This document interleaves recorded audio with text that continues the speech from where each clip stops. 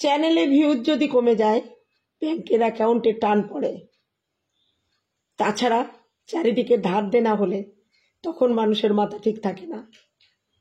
View বাড়াতে হবে কিভাবে? ট্রেন্ডিংয়ে চলছে সংসারের অশান্তি। আমার গলাটায় অশান্তি চলছে, একটুখানি অ্যাডজাস্ট করে নিও।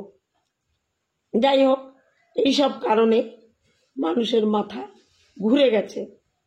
তেমনি করে নতুন করে শুরু হয়েছে সাংসারিক ঝামেলা আর একটা সংসারে, এবং সেটা আমাদের ওয়াইটির কাছে তুলে দিয়েছে স্বয়ং চ্যানেলের ওনারের হাজবেন্ড।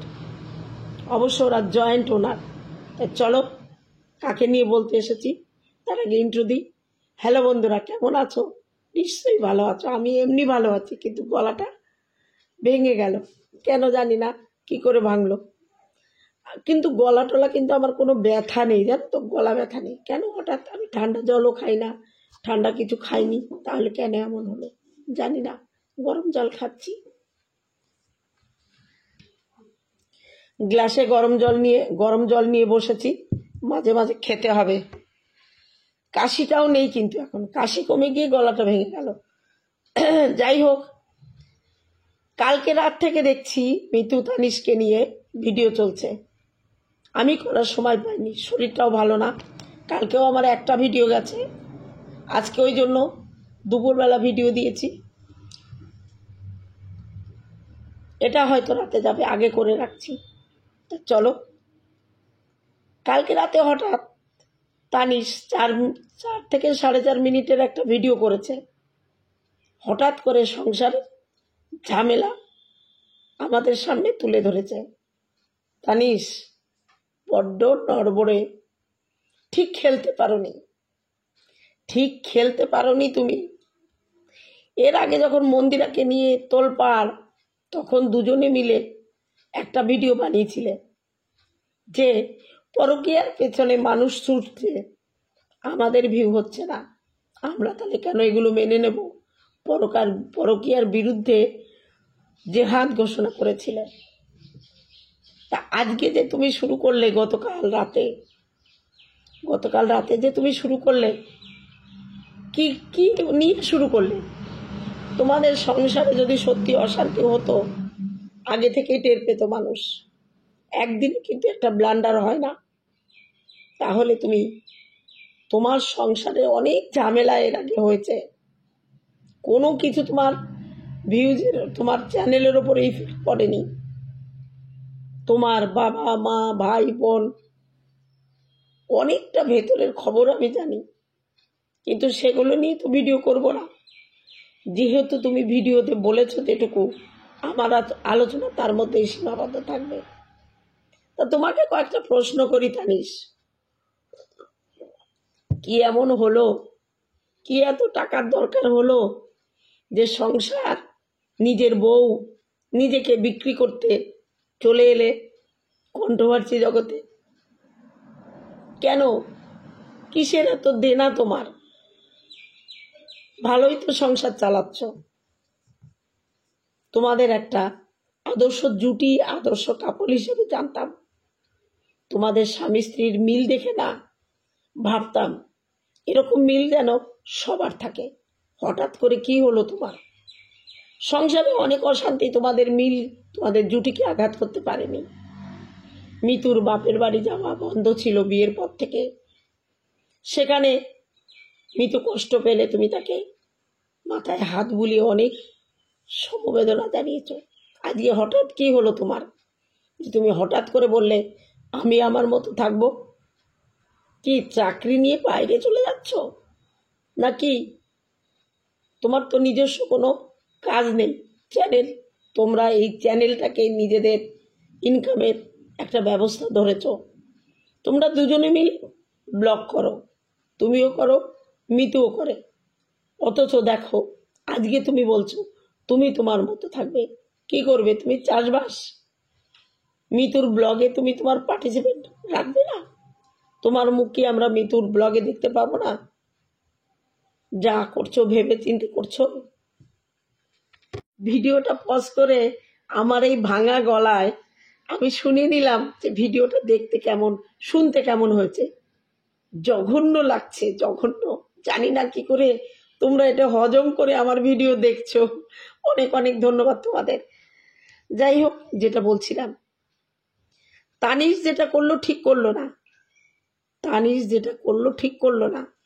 কারণ তানিশ মিতুকে একটু অন্য চোখে দেখতাম আমি।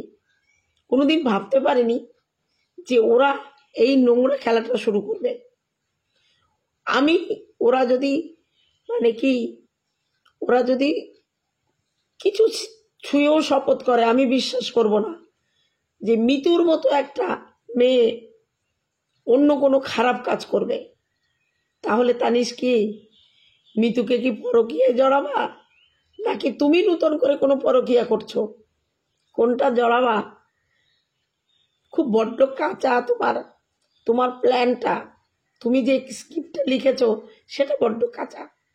আজকে সকালে মিতুর ভিডিও দেখলাম, মিতু ক্লিয়ার কিছু বলেনি, তবুও কিছুটা আভাস দিয়ে গেছে। দেখো, সব সংসারে অশান্তি থাকে, তোমরা তো আলাদা থাকো, বাবা মা, তাদের ঝামেলা নিতে হয় না, বরঞ্চ তোমার শাশুড়ি তোমার ছেলেকে দেখে, কোলে নেয়, অনেকটা তোমার হেল্প হয়।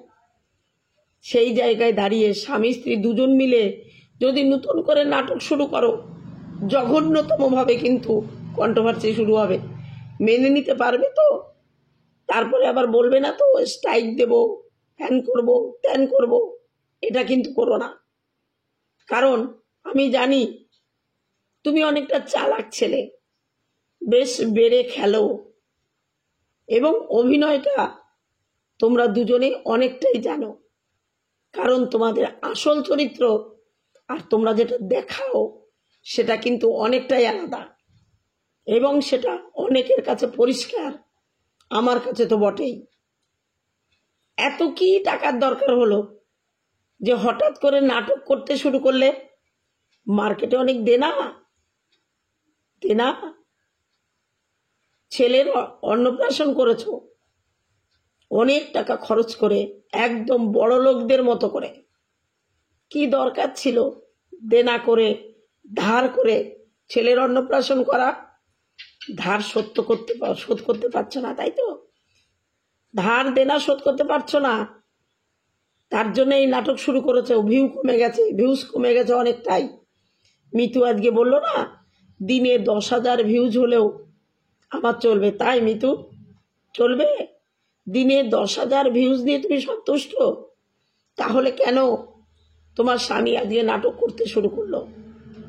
দেখো, তোমাদের ফ্যামিলির সঙ্গে অনেকটা জড়িয়ে আমি, অনেকটা জড়িয়ে, এবং আমার কিছু ভিউয়ার্স আমাকে তোমাদের বিরুদ্ধে অনেক খবর, অনেক তথ্য এনে দিয়েছে। কোনো দিন তোমাদের নিয়ে নেগেটিভ ভিডিও করিনি। তোমার মায়ের অপারেশনের সময় অনেক নাটক, অনেক কন্ট্রোভার্সি হয়েছে, অনেক ভিউয়ার্সরা তোমাদের অনেক নোংরা কথা বলেছে। আমি কিন্তু একটা খারাপ নেগেটিভ ভিডিও তোমার জন্য করিনি।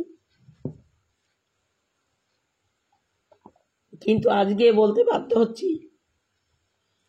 তোমাদের যে মুখোশটা এবার হয়তো খোলার টাইম হয়েছে, এবং খুব তাড়াতাড়ি তোমাদের আসল রূপটা ওয়াইটির দরবারে প্রেজেন্ট হবে, যদি তোমরা থেমে না যাও। কারণ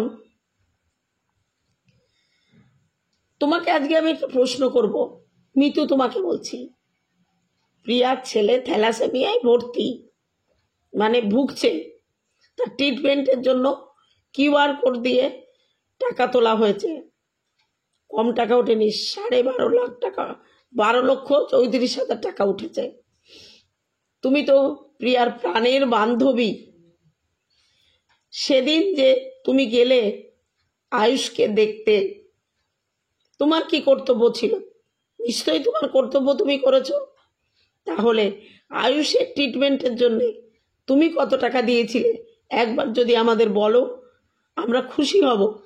কারণ আমরা সবাই দিয়েছি, যে যেমন পেরেছি, যারা আয়ুষকে ভালোবাসি প্রত্যেকে দিয়েছি, এবং আমার ভিউয়ার্সরা, আমার আত্মীয় স্বজনরা প্রত্যেকে যে যেমন পেরেছে দিয়েছে। প্রিয়া আবদার ছিল সর্বোচ্চ 50 টাকা, কিন্তু তার থেকে অনেকটা বেশি আমরা দিয়েছি। তো তুমি তো প্রাণের বান্ধবী, তুমি প্লিজ বলো না কত টাকা দিয়েছিলে আয়ুষকে? সেই সময় দাঁড়িয়েও রিয়া অসুস্থ থাকার, তোমার ছেলের অন্নপ্রাশন অ্যাটেন্ড করতে পারেনি, কিন্তু তার গিফটটা কিন্তু তোমাকে দিয়েছে। কিন্তু আমরা তো দেখলাম না তুমি আয়ুষের জন্য কতটুকু করেছো। তোমার মানসিকতা ওখানেই আমরা বুঝে গেছি। আর যদি দিয়ে থাকো, হয়তো সেটা প্রিয়া প্রকাশ করেনি, তুমিও প্রকাশ করনি। প্রিয়া তো কারোর কথাই বলেনি কে কত দিয়েছো। হয়তো তুমিও তোমার বান্ধবীকে হেল্প করে এই ব্যাপারটা সোশ্যাল করতে চাওনি। তা আমার গলায় কষ্ট হচ্ছে, খুব ছোট একটা ভিডিও করব তোমাকে নিয়ে। তা তোমার আমার কাছে প্রশ্ন থাকলো, আয়ুষের জন্য তুমি কি করেছো? আমরা জানতে চাই এটা, যে আয়ুষের জন্য তুমি কি করেছো। তুমি যদি কিছু করে থাকো, অবশ্যই আমার এই ভিডিও আমি তোমাকে ট্যাগ করব। আমার এই ভিডিওর শুনে তুমি হয়তো আমার ভিডিওর উত্তর তুমি দেবে। এটা গেল একটা কথা। এরপরে বলি যে অনেক মানুষ তোমাদের ভালোবাসে, অনেক মানুষের কাছে কিন্তু তোমার অনেক কিছু ছড়িয়ে আছে। এমন কিছু করো না সেই ছড়ানো জিনিসগুলো এক জায়গায় করে তোমাকে এই উপহার হিসেবে পাঠানো হয়। খুব সাবধান। আমি যে ভিডিওটা করছি তুমি বুঝতে পারছো আমি কোন লাইনে ভিডিও করছি, যেটা আমি কোনোদিন ভাবিনি যে তোমাকে নিয়ে আমার কন্ট্রোভার্সি করতে বসতে হবে, তাও নেগেটিভ ওয়েতে। সেই জন্য তোমাকে সাবধান করার জন্য এই ভিডিওটা করলাম। যদি তোমার বুদ্ধি থাকে, জ্ঞান থাকে, বুঝে যাবে, বাড়াবাড়ি করবে না। আর সত্যি যদি সংসারে অশান্তি দেখাতে হয়, খুলে দেখাও। খুলে মানে অন্য কিছু খোলা না, পরিষ্কার করে বলো, পরিষ্কার করে বলো। তোমাদের ব্লগ যেটা হয় এখন বুঝছি সবটাই নাটক, সবটাই অভিনয়। তোমরা নিজে যেটা সেটা দেখাতে পারো না। তোমাদের পরিবেশ, তোমার বাবা মার সঙ্গে সম্পর্ক, তোমার দিদিদের সঙ্গে সম্পর্ক, এই সব কিছু পরিষ্কার করে তবে গুছিয়ে নিয়ে নামো কন্ট্রোভার্সিতে। অনেক অনেক ভিউ পাবে, টাকার কোনো অভাব থাকবে না, সমস্ত দেনা শোধ হয়ে যাবে। মানুষ খুলে কন্ট্রোভার্সি করবে, রেখে ঢেকে করো না। করতেই যদি হয় তাহলে একদম মাজায় কাপড় বেঁধে বসো। তুমি যে কথাগুলো বললে না, খুব জোর করে বললে। অ্যাকচুয়ালি মিতুর সঙ্গে তোমার ব্যক্তিগত কোনো সম্পর্ক খারাপের গল্প নেই। গল্প হচ্ছে গল্প অন্য জায়গায়, গল্প অন্য জায়গায়। অনেক ধার দেনা, ছেলের জন্মদিনে অনেক ধার দেনা করে ফেলেছ।